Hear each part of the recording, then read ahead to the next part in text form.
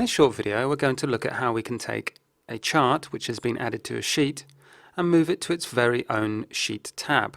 So rather than having a sheet tab with cells in it, we will simply have a sheet tab with a chart in it. To do this, I need to select my chart.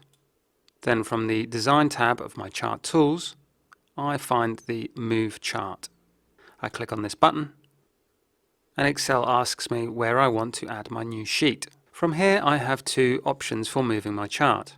I can leave it as an object and move it to a different sheet somewhere else in the workbook, or I can move the chart to its own new sheet, and that new sheet will be called Chart 1.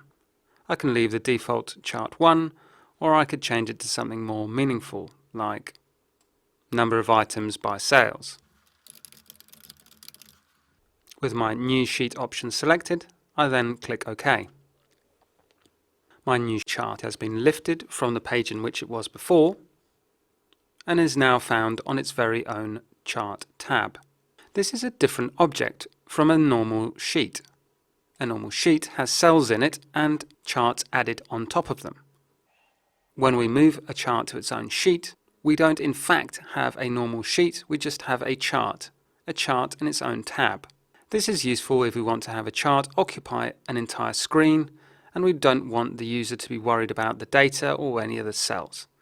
It is simply one sheet with one chart and nothing extra to distract the eye. Often you will want to see your chart alongside the data from which it originated. So in that case, I can move my chart back onto the sheet.